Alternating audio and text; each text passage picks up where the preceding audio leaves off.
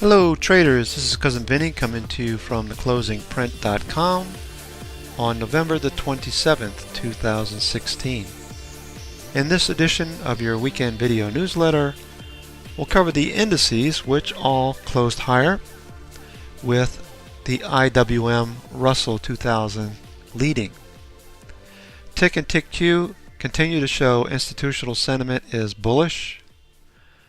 NYSE and NASI are also bullish. The summation index continues to trek higher.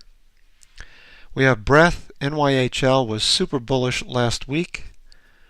And we have high-low percent at 79.56, which reflects expanding new highs, and that's bullish. NYAD trending like we saw back in February without any dips in that breadth indicator. We have CPC trending lower. It's in the bearish zone now at 0.80, and VIX is at 12.34. However, it's not extreme at this time. Currencies, we have the US dollar at 101.55. The last time was between 1997 and 2000. Market volatility increased, but SPX, the S&P 500, continued to trend higher at that time.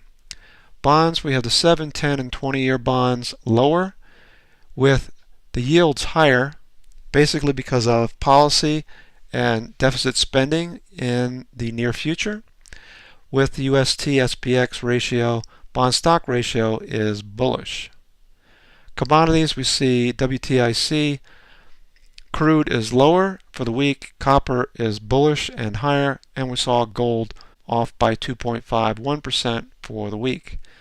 Sectors, the ratio continues to be bullish. That's dropping. We have IYT, among other sectors, continuing to trend higher with rotation and a trend break coming in the real estate shares, IYR. We have the IBD 50. We'll look at some setups there. And of course, Bukowski has 505 green on his indicators, with the CPI all green since 11/3/2016. As we can see, the spiders have reached overbought territory above 70, closing at 70.89. We have price action very bullish above the 9 and the 20 EMA. Both of those are inclining. And we have a sell signal moving up underneath price, currently at 217.27. So we're a good 5 points off of that level. Above volume by price, this is now a very large support zone, just around 218. 210 or so would be about a 5% pullback. So that's in the cards. There's always that possibility. However, I don't think it's very likely, considering the optimistic sentiment in the markets at the current time. I would think that the top of this breakout level, as well as the top of this volume by price band, is a possibility. That's 3 or 4 points lower. We have stochastic overbought, and the higher we go, it seems to be on lower volume. So that's a caveat for the bulls. MACD, however, continues to trend higher, so there's no divergence at the current time. Neither is a divergence in RSI or stochastic. So everything looks good except for lower volume.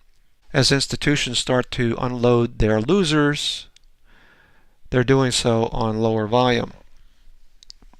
In turn, they're accumulating cash for the winners going into December and their Christmas bonuses. If I seem overly bullish, it's only because price action dictates that I am at this time. The weekly chart of the SPY shows that RSI continues to move higher and has some room to the upside. We have the 10 EMA moving higher. We have 3 white soldiers as price action moves higher. The moving averages are moving with it. We do have a MACD cross, and stochastics is in the red zone. It's possible that we'll see a pullback or a flag this week, so that's what we'll be looking for. As you know, as members, we are very fond of the 60-minute chart. We have SOTMA continues to be bullish, supporting price on each attempt to break through. And until that occurs, where price action closes down below the 9 and the 20, and these moving averages roll over, like we saw back here, we continue to stay bullish and go with the trend. RSI is overbought at this point, as it is on the daily. We do see MACD is pretty flat, so the momentum is indicative of a grind higher, and stochastics is overbought on the 60-minute. We have tick cumulative bolting higher at the close on Friday, so at the open on Monday, your guess is as good as mine which direction will move. We could come back to the 9 EMA, and we could continue to bolt higher. There's no overhead supply, so when that occurs, there's no one to sell as we continue to push higher. Bottom line, we have to lose the 9 and the 20, and those roll over for us to get bearish in the short term. Looking at sectors for a moment, we've been anticipating that we would transition from red to orange to yellow to green, which is what has happened over the last 3 weeks. We'd look for more green this week as we anticipate more bullish action. Now, if we start to see sectors starting to pull back or flag, we would anticipate that we could see some yellow starting to build again. So we'll be looking for that. For the most part, we have chartreuse in a lot of these areas, especially in metals and mining. Banks obviously are doing quite well, and broker-dealers. Insurance continues to show bullish signs as well. So look for these sectors to pan out this week. We'll take a look at the individual ones. Okay, so that's going to do it for me. This is Cousin Vinny coming to you from theclosingprint.com. As usual, we'll post a watch list at the end of the day Sunday, and also a blog post before the opening bell on Monday for the charts that we're looking at trading for the week. Take care. We'll talk to you in the room on Monday.